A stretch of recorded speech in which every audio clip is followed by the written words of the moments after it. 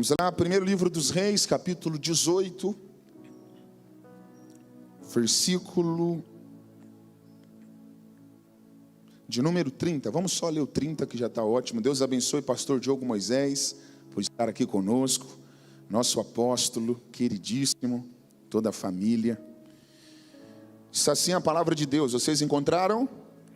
Se você não encontrou, você pode acompanhar aqui, ó. Então Elias disse ao povo: chegai-vos a mim. E todo o povo se chegou a ele e restaurou o altar do Senhor que estava quebrado. Muito obrigado, somente até aqui já é o suficiente. Queiram tomar os vossos assentos.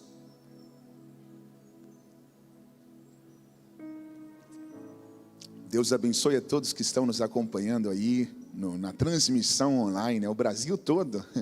Pessoas de vários outros países também me mandam mensagem no Instagram, no Facebook.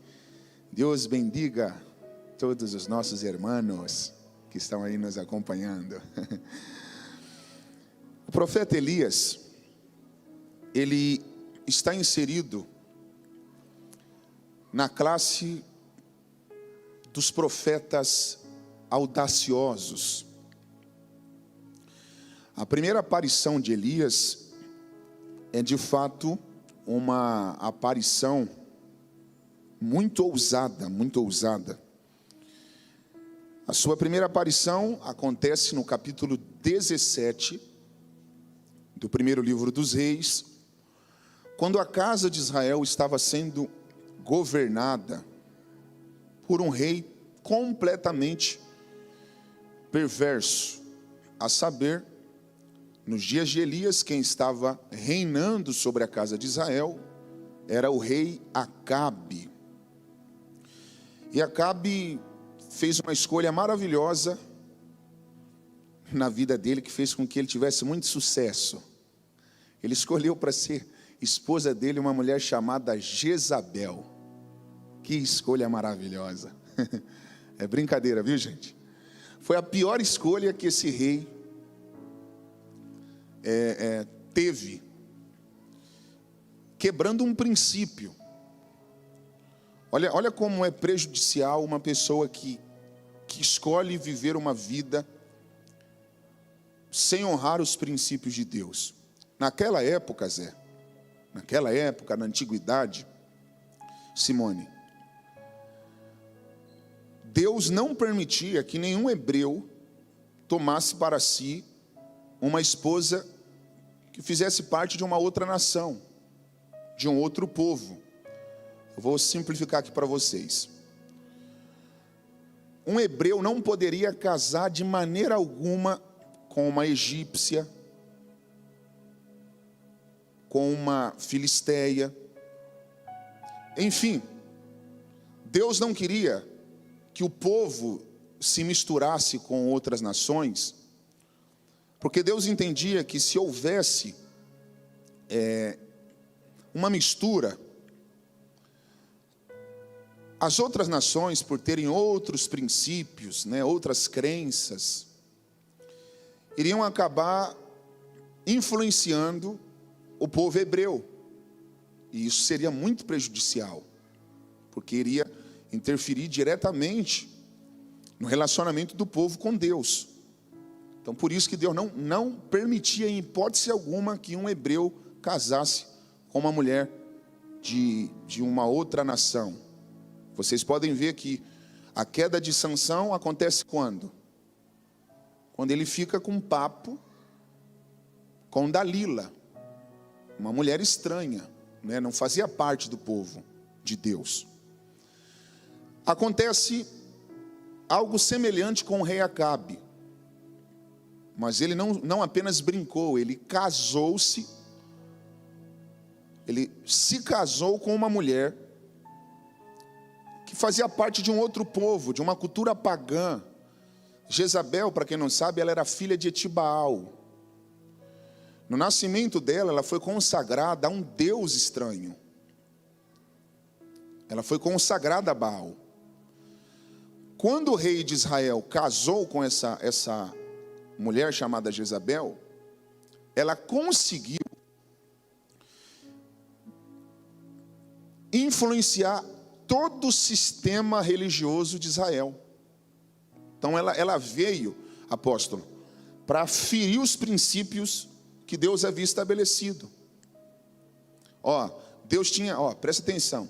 Deus tinha falado para o povo, lembra, pastor Lacava? Lá atrás, quando Deus deu as tábuas com as leis, apóstolo, Deus falou que não aceitava que o povo, que era propriedade exclusiva dele, adorasse a outros deuses.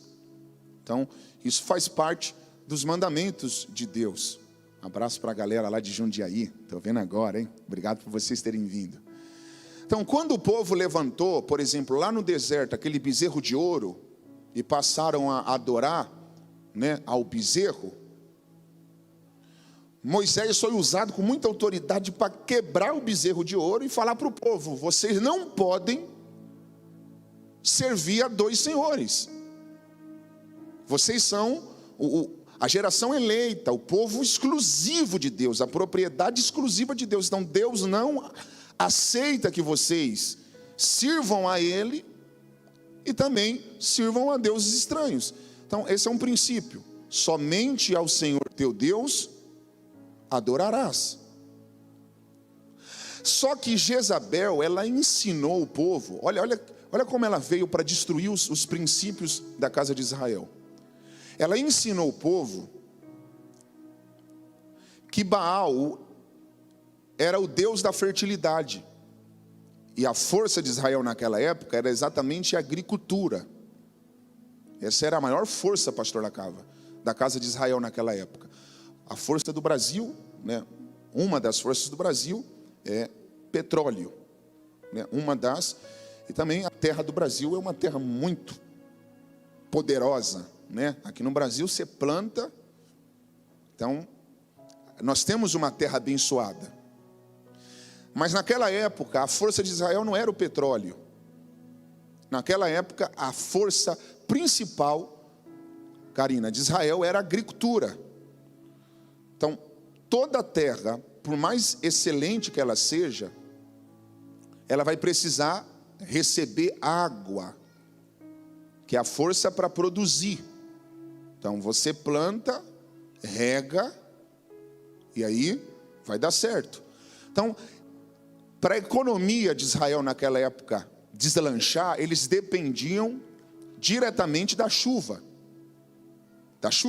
E vocês podem ver que isso é tão tremendo, Sabrina, que quando Deus falou da lista das bênçãos que acompanharia o povo, caso eles obedecessem os mandamentos de Deus, vocês vão ver que Deus falou de várias chuvas, né? Vários tipos de chuvas que Deus mandaria para aquele povo, para aquela terra em específico, porque Deus entendia que a chuva era algo que agregaria valores na vida de cada hebreu, faria com que a economia do país crescesse. Só que Jezabel está ensinando ao povo que Baal era o Deus que mandava a chuva. Olha o que acontece: todas as vezes que caía chuva sobre a terra de Israel, ao invés do povo glorificar a Deus, eles começaram a cultuar a Baal. Aqui já fica um exemplo, né, uma lição. Quando um líder ele é corrompido, quando um líder está contaminado,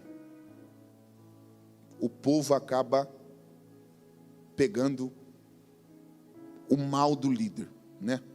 Então, a casa de Israel vai cair por quê? Porque o líder era um cara desgovernado.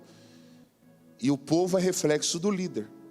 Vocês já perceberam que uma igreja que o pastor é frio, ela é fria? Já perceberam isso? Já percebeu que uma igreja que o pastor não ora, o povo não ora?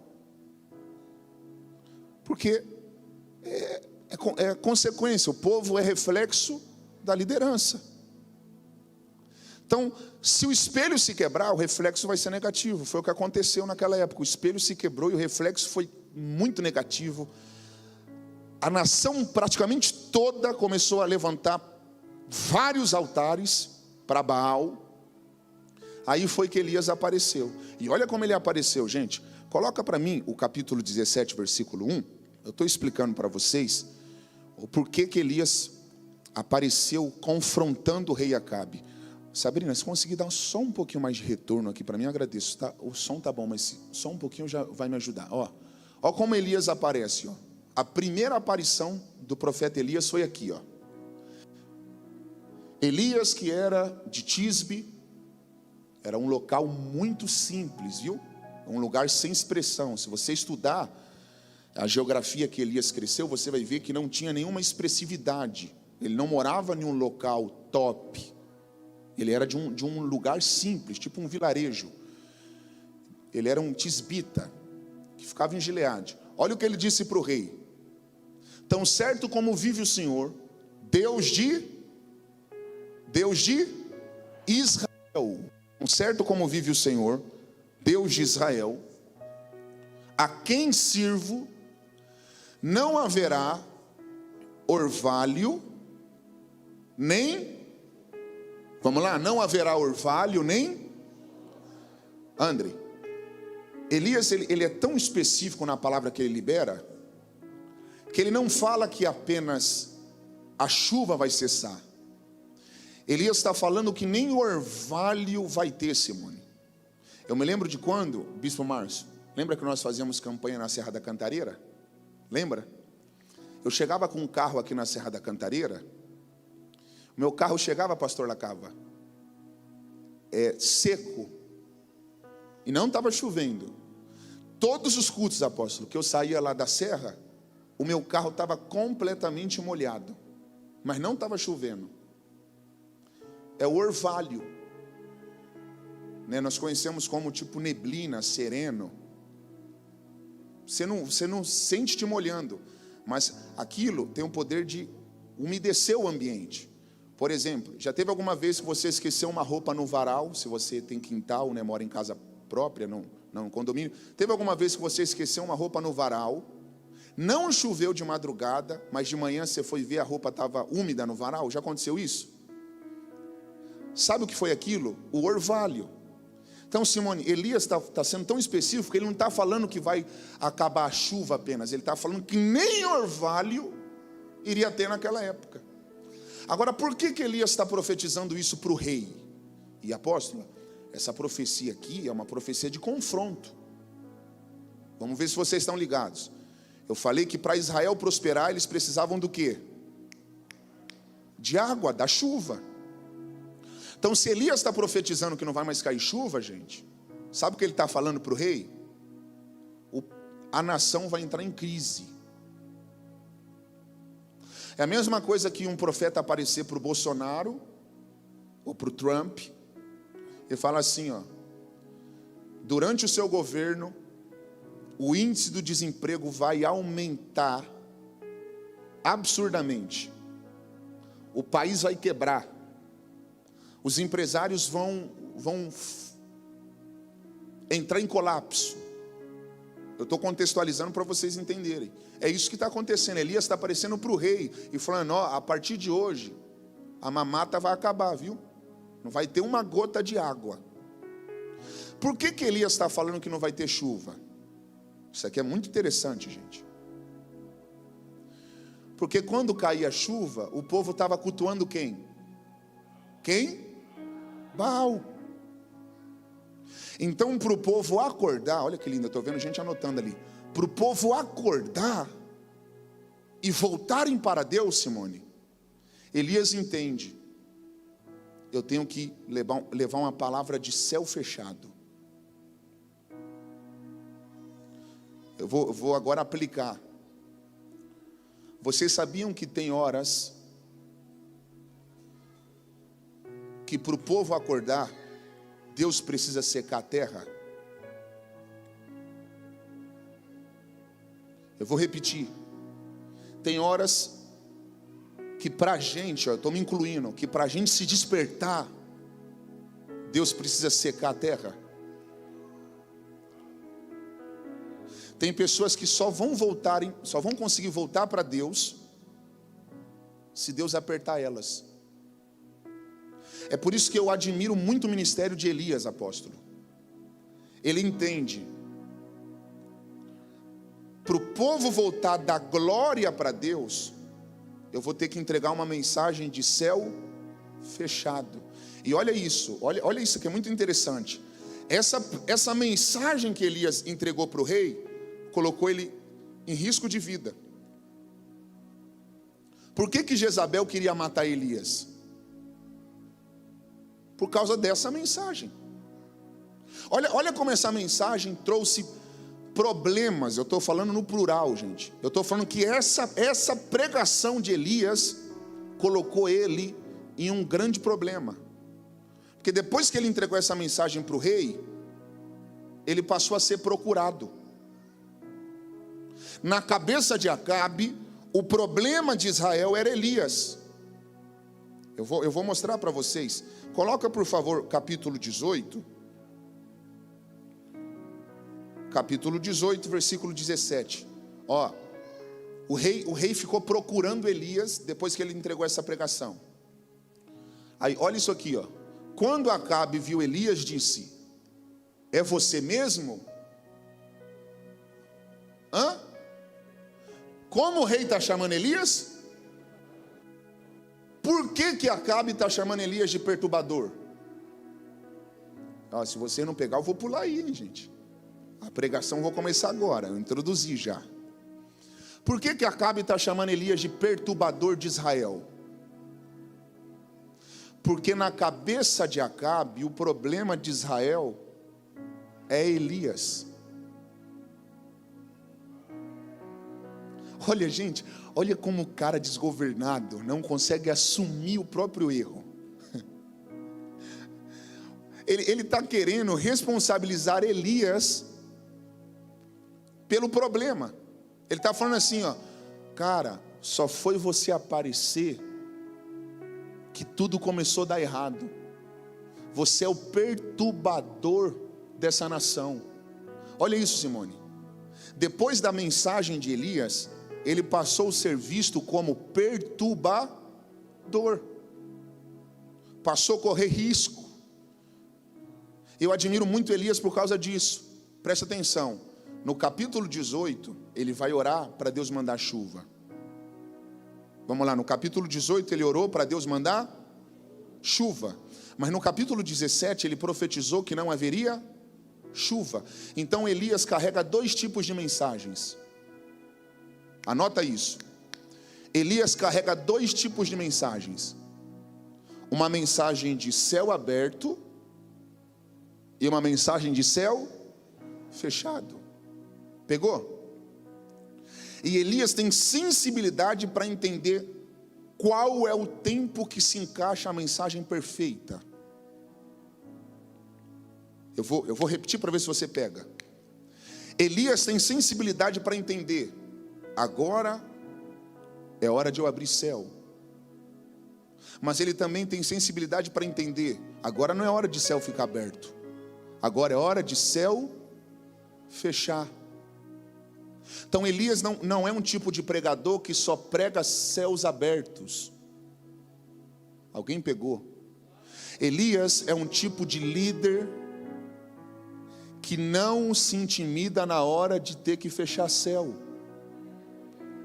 Sabe qual é o maior problema de um pastor? É ele viver a vida dele toda no ministério apenas para abrir céu. E eu vou falar uma coisa para vocês. Viver para abrir céu é algo muito sedutor. Sabe por quê, Simone? Porque se eu prego só céu aberto, a minha popularidade vai ser, ó, todo dia eu vou ganhar seguidor no Instagram. Se eu prego só céu aberto, todo mundo vai me olhar como o melhor pastor, como o melhor profeta. Uma mensagem de céu aberto é uma mensagem que ela massageia o ego humano. Então, pelo curso natural, é uma mensagem que todo mundo deseja ouvir. Céu aberto, é uma mensagem que todo mundo gosta. Só que para Elias, o que vale, ou o que ele prioriza não é a sua popularidade. Para Elias, a verdade está acima da sua popularidade. Eu acredito que Deus vai levantar uma geração que se importa mais com a verdade do que com a popularidade. E Elias, ele está exatamente se posicionando com essa postura. Eu perco a minha reputação, mas eu não perco a verdade. Eu perco a admiração do povo por um tempo, mas eu não perco os meus princípios. Eu não vou me prostrar. Eu sei que a chuva não é proveniente de Baal. Eu sei que quem está mandando chuva não é Baal. Eu preciso acordar esse povo. E aí ele profetiza, não vai cair uma gota de água, e passa a ser enxergado como perturbador. Aí Acabe diz: você é o perturbador de Israel? Aí olha o que Elias diz no versículo 18, gente. Olha o que ele diz. Olha quem carrega identidade, Simone. Olha o que Elias diz: eu não sou o perturbador de Israel. Eu não causei problema algum para Israel.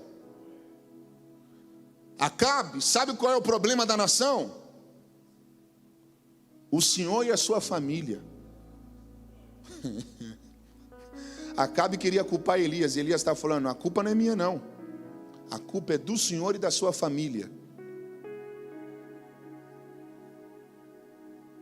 que se recusaram a obedecer os mandamentos do Senhor e estão adorando imagens de Baal. Acabe tentou responsabilizar Elias, mas quem carrega identidade não se perde na hora da crítica. Elias sabe quem ele é. E já montei a introdução toda para vocês, e eu já vou ir nos pontos direto. Fala para quem está do seu lado assim, ó: depois dessa pregação, Elias foi jurado de morte. Aí vamos ver o que Deus falou para ele. Coloca capítulo 17, o versículo 3. Deus veio e falou com Elias o seguinte: retira-te daqui e vai para o Oriente e esconda-te, porque nem sempre é bom ficar... Alguém pegou? Vocês são inteligentes. Tem gente que está boiando e não pegou. Eu vou repetir. Olha a mensagem de Deus para Elias: Elias, agora não é hora de aparecer. A mensagem de Deus para Elias é: esconda-te. Por que Deus está mandando Elias se esconder?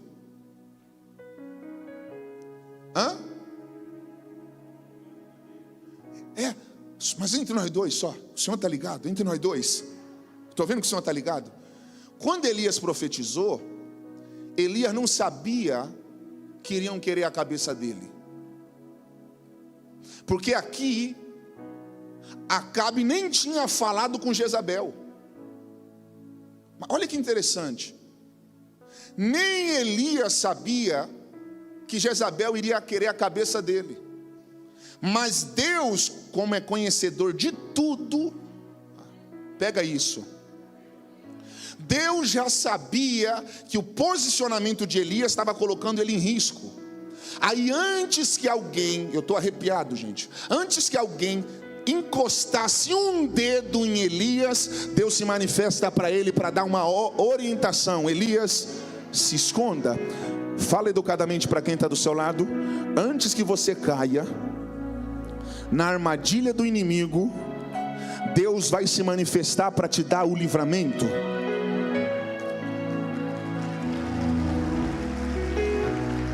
Alguém está pegando ali? Você não sabe o que estão armando contra você. Você não tem ideia das ciladas que estão preparando para você cair. Mas Deus, olha lá em cima, alguém com a mão levantada. Mas Deus me trouxe hoje aqui no Horto Florestal para lhe dizer: Elias, você vive para minha glória. Então descansa, porque eu não vou deixar ninguém tocar em nenhum fio de cabelo seu. Você pode expressar alguma palavra que glorifica esse Deus que cuida daqueles que são dele?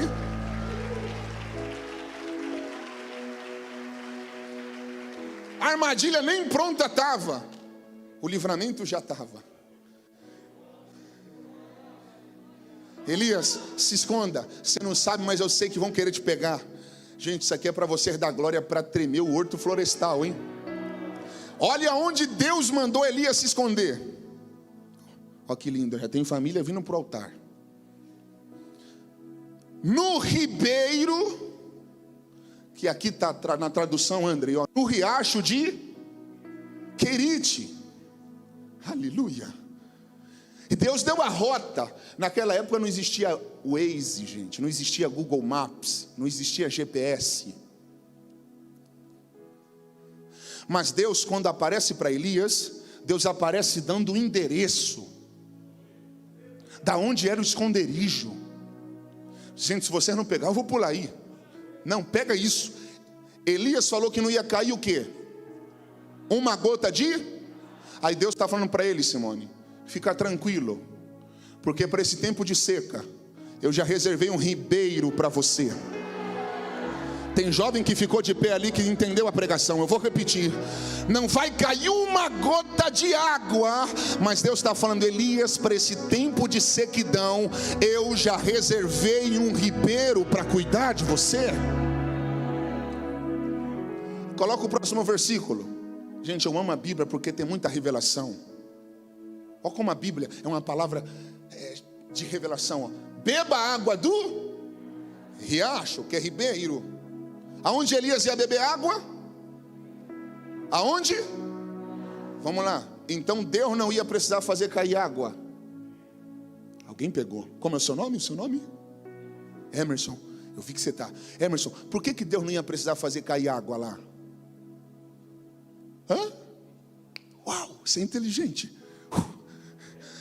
Então se a água já estava lá, Emerson, não tem um porquê Deus fazer cair.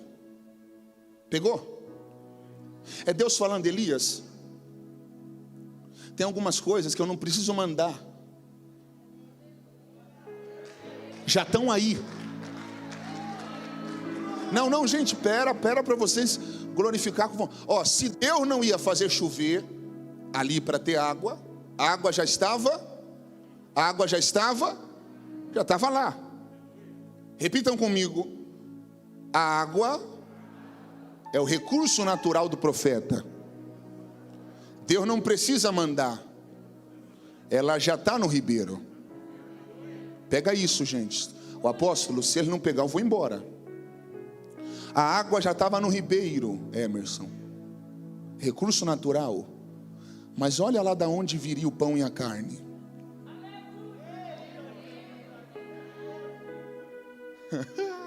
Gente, não pode voltar no outro. Beba água do ribeiro. Nessa tradução está aí: coma o que os corvos lhe trouxerem. Ou seja, Deus estava falando, eu ordenei aos corvos que levem para você ali pão e carne. Pera, da onde viria a água? Do ribeiro, do riacho. Mas o pão e a carne? O pão e a carne viria da onde? Dos corvos. E os corvos viriam por cima. Você está pegando? É Deus falando, Elias, a água já está no ribeiro. É o recurso natural. Mas o pão e a carne já não está no campo natural. O pão e a carne é o recurso sobrenatural. Chacoalha a mão de quem está do seu lado. Chacoalha a mão de quem está do seu lado. E fala assim, ó: Deus está te convidando para a escola do equilíbrio. Pega a água que já está embaixo, mas não se esqueça que o pão e a carne vai vir de cima.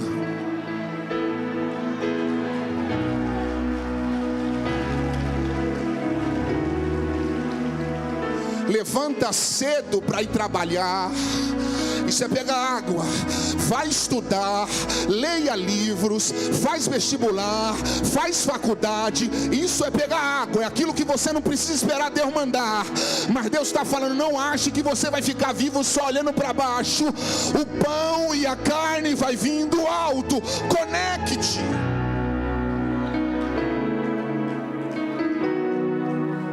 Qual é o problema? Gente, Deus está hoje nos convidando para a escola do equilíbrio. Se eu fosse dar um nome para esse ribeiro, apóstolo, o nome seria Escola do Equilíbrio. Por que, Emerson? Porque a água estava aí baixo. Pão e carne.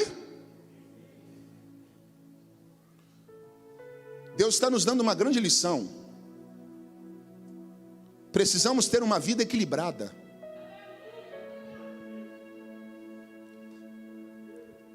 O problema de muitas pessoas é que pensam que vão viver só pegando água de baixo.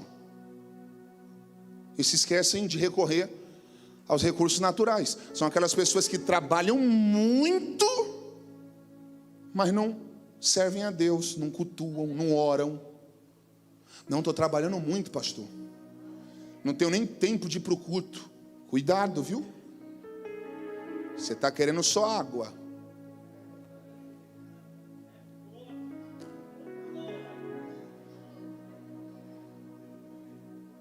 Então pega isso, pega isso. Uns sofrem com esse problema, vivem recorrendo apenas aos recursos naturais. Contrapartida, tem pessoas que só querem viver na igreja e não querem trabalhar. Vocês estão vendo que qualquer extremo se torna perigoso? Repitam comigo, todo extremo é perigoso. O que eu estou falando para você, se você trabalha muito e não ora, você está vivendo uma vida desequilibrada. Mas se você ora muito e não trabalha, você também está vivendo uma vida desequilibrada. Então você tem que conseguir conectar esses dois mundos. A água que está embaixo e o pão e a carne que vai vir de cima. E aqui, gente, o que eu vou falar aqui para vocês, tem gente aqui que já ouviu, porque eu já falei aqui uma vez, eu vou falar de novo, porque tem gente que nunca ouviu. André, olha que interessante. Quando Deus mandou Elias ir para o ribeiro, Deus falou, os corvos vão levar para você o alimento. Por quê? Pois eu dei, vamos lá, pois eu dei ordem. Deus deu ordem para quem? Vamos lá, gente, vocês são inteligentes. Deus deu ordem para quem? Eu quero que vocês interajam nessa pregação para você aprender. Deus tinha dado ordem para os corvos. Mas olha que interessante, Deus não falou assim, Elias, vai que eu vou dar ordem. Ó, alguém pegou ali, ó. Deus não falou, vai para o ribeiro que depois eu vou trocar uma ideia com os corvos para eles irem lá. Não, Deus está falando, Elias, pode ir. Porque eu já fiz uma reunião só para cuidar de você. Chacoalha a mão de quem está do seu lado e fala assim, ó, Deus já preparou tudo. Eles não ouviram, eu vou repetir, Deus já preparou tudo. Isso aqui, apóstolo, era para estar dando glória para tremer o horto florestal. Eu não estou falando de coisa natural, eu estou falando que Deus está dando ordem para os corvos. Deus está trabalhando nas aves. Uma coisa é Deus falar com um ser humano que é racional. Agora Deus está mostrando, Karina, quem Ele é para Elias. Elias, eu poderia mandar um homem te levar, mas eu quero te mostrar que eu estou no governo de tudo, da natureza, das aves, de tudo está sobre o meu domínio. E eu estou, alguém lá em cima está com a mão levantada. Olha o que Deus está falando, vai, porque eu já fiz uma reunião para cuidar de você, já está tudo preparado. Deus deu ordem para os corvos. Põe o próximo versículo para a gente ver como Elias estava lá, sossegadão, gente. Olha como Elias estava, Emerson. Elias fez o que o Senhor ordenou, acampou junto ao riacho. Gente, olha a vida do cara. Põe o próximo versículo. Vê se ele queria outra vida. Os corvos estavam trazendo pão e carne de manhã e não era uma refeição, não.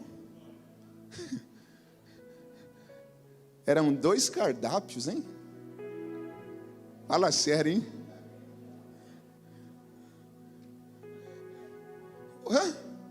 Vem, apóstolo, me ajudar. Fala isso aqui que o senhor falou aí para eles. Vem cá. O que o senhor acabou de falar? Vida boa. Elias está tendo pão e carne de manhã e de tarde, está bebendo água do ribeiro, do riacho. O senhor acha que Elias quer outra vida? De jeito nenhum. Vida boa. Por que o senhor acha que Elias não quer outra vida? Tá tudo bem. Não precisa de nada. É aqui que está a pregação. Gente, olha como essa palavra é extraordinária. E, apóstolo, isso aqui não é coisa copiada de Google. Quando Elias foi para o ribeiro, o senhor acha que ele queria sair de lá? De jeito nenhum. Porque lá era a zona de conforto do profeta. Não tinha uma gota de água para Israel. Todo mundo desesperado. Elias, tranquilão. Se tivesse aquela época músicas, ele ia falar, tá tranquilo, tá favorável. Que ele ia estar ali muito de boa, muito de boa. O senhor acha que ele queria sair dali? Jamais. Agora, vem cá. Se ele não pegar, a gente acaba o culto. Quem falou para Elias ir para lá? Deus. Deus falou. Elias foi. Deus está cumprindo o que falou que faria lá, se Elias fosse, para aquela geografia? Sim, tudo. Mas, olha o que acontece no versículo de número 7. Lê, apóstolo. E sucedeu que, passados dias, o ribeiro secou. Espera aí. O senhor acha que o ribeiro se secou da noite para o dia? Não. Passado dias. Não é fácil para um ribeiro se secar. De jeito nenhum. Muitos dias. Gente, pega isso aqui, que isso aqui é muito importante. Sabe quanto tempo ficou sem cair chuva? 3 anos e 6 meses. Eu não sei exatamente quanto tempo Elias ficou nesse ribeiro. Mas eu também sei que não foi uma semana, 2. Para ele chegar lá, com o ribeiro tendo água, e ficar lá até o ribeiro se secar, isso quer dizer que ele ficou ali? Bastante tempo. Se ele não pegar, Diogo, olha essa revelação que Deus me deu. Procura Deus falando com Elias enquanto ele está ali. Procura aqui, ó. Elias está vivendo a provisão. Olha isso, gente. Tem pão e carne? Tem pão e carne. Tem água? Tem água. Mas vê se enquanto ele está naquela zona de conforto, Deus fala com ele. Nenhuma vez. Deus não fala nada com ele. Peraí. Ó, gente, pera. Para ele ir, Deus falou. Mas quando ele chega, isso aqui é muito interessante. Quando ele chega, ele não ouve mais Deus. Ele está em uma zona tão confortável, ele está em um lugar de tanta segurança, que ele não está conseguindo nem mais, não tem nem mais ele não está conseguindo desenvolver um relacionamento. Vocês estão conseguindo pegar, gente? Estão conseguindo pegar? Ó, o senhor tá ligado? Eu estou falando que esse ribeiro se tornou o problema de Elias.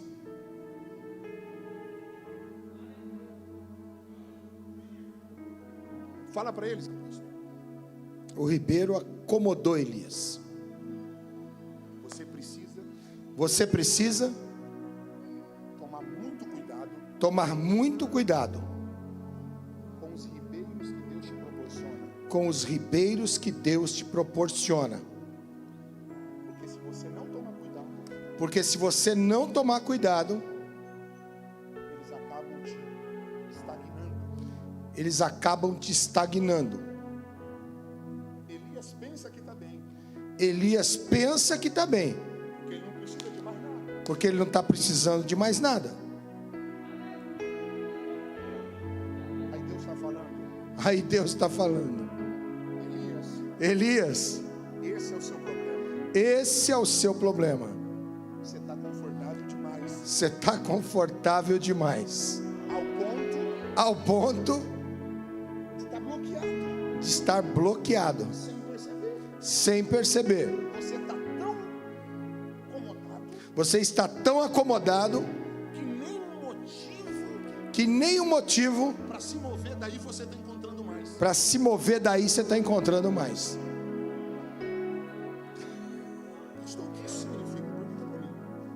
Pastor Raik, o que isso significa?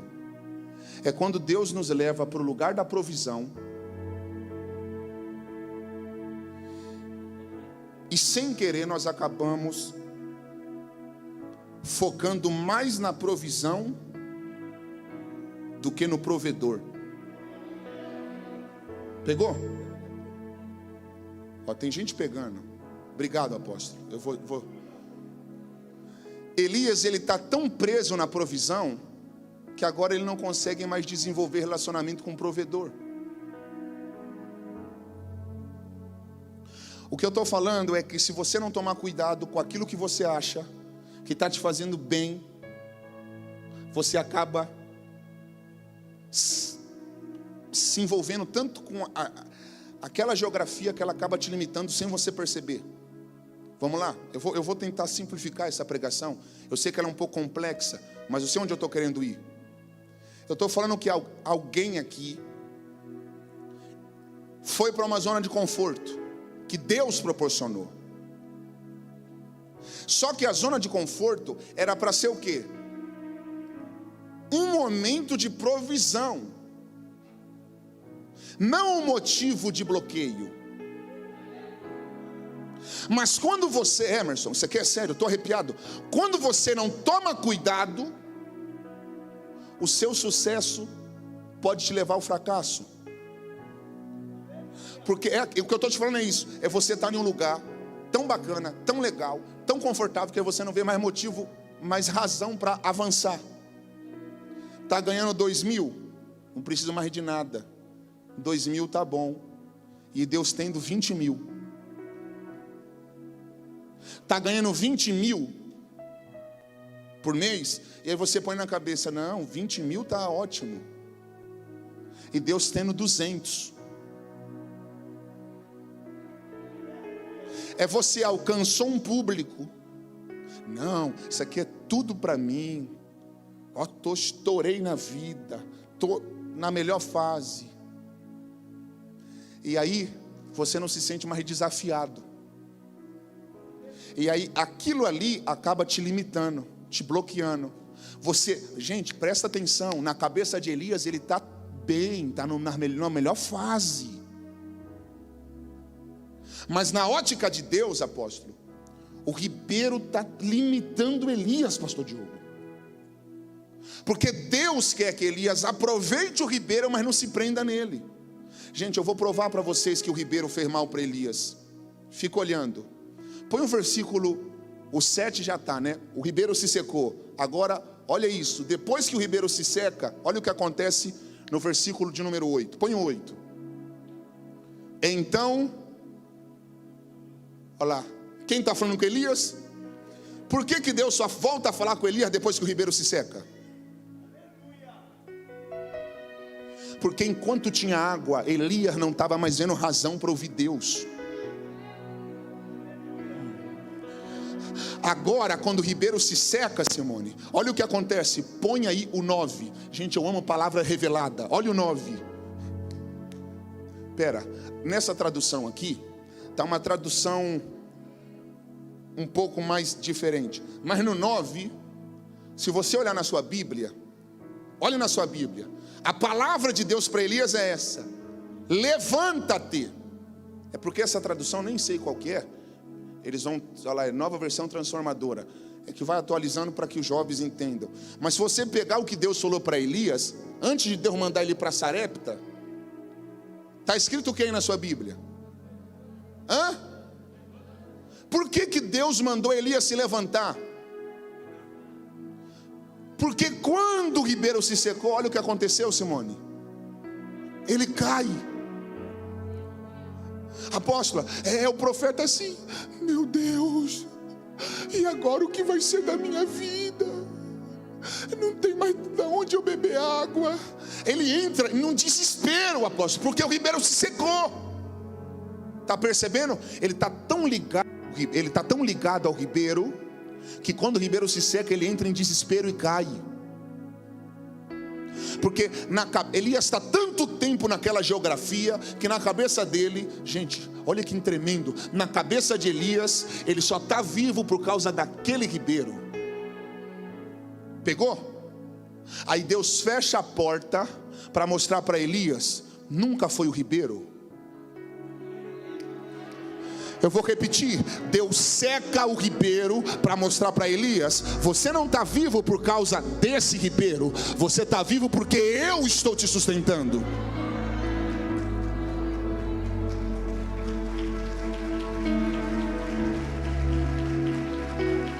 Tem horas que Deus tem que secar alguns ribeiros da nossa vida, porque senão nós não nos movemos.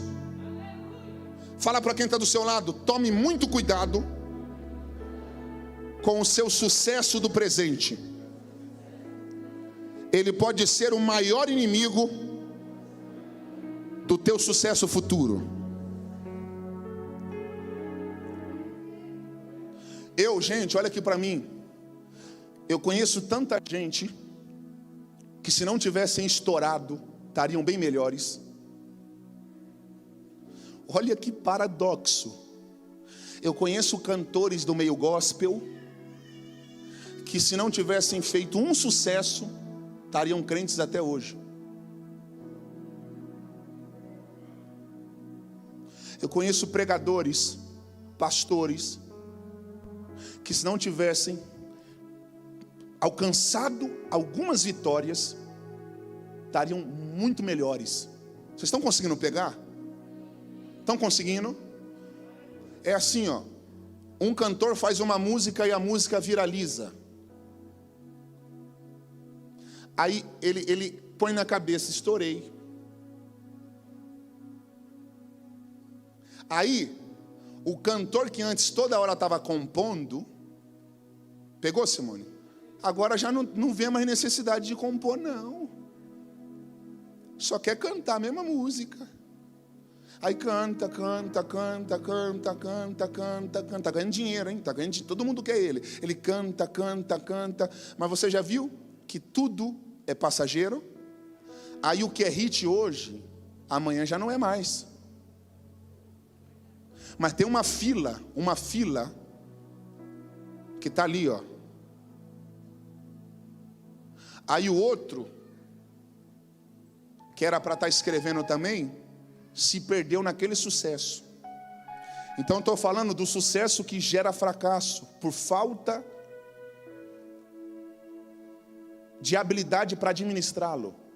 O que eu estou te falando eu acabo a minha pregação aqui, aproveite ao máximo o que Deus está te proporcionando, mas não permita que esse momento te limite, porque Deus quer te levar a níveis superiores ao que você vive hoje. Eu vou repetir, olha lá em cima eu estou vendo alguém com as duas mãos levantadas pegando. Você hoje pode estar vivendo algo maravilhoso, mas eu estou lhe dizendo, Deus quer colocar algo maior ainda nas suas mãos, você pode estar vivendo uma vida de muito conforto, mas em nome de Jesus, não permita que nenhum conforto te faça sair do campo da dependência, porque Deus quer você se movendo. Deus não quer você preso a uma geografia, porque você se limita quando você se prende a uma geografia. Olha, quando o ribeiro se seca, Deus vem para Elias e fala: vai para Sarepta. Eu quero te mostrar, Elias, que a sua vida não se resume em um lugar. Eu sequei o ribeiro para te mostrar que você não depende desse lugar para se dar bem.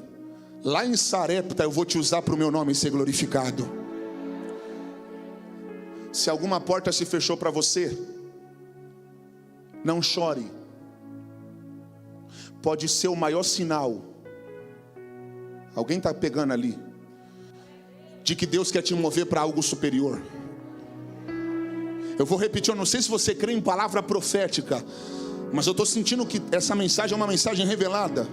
Se você viu um ribeiro se secando e está com medo, redefina a sua perspectiva sobre os acontecimentos da sua vida. Esse ribeiro seco, talvez para você, dentro da sua perspectiva humana, seja o fim de tudo, mas talvez na perspectiva de Deus seja o começo de uma nova fase. Aleluia, você pode aplaudir a Deus. Deus está te convidando a expandir, a se mover, a viver uma nova fase. Você pode bater na mão de quem está do seu lado. Bate na mão de quem está do seu lado e fala assim: o ribeiro seco não é o final da tua história. O ribeiro seco é o convite de Deus para você entrar em uma nova fase. Aleluia. Eu vou repetir: o ribeiro seco não é o final da sua vida, é apenas uma oportunidade para Deus te levar a lugares novos, a novas geografias.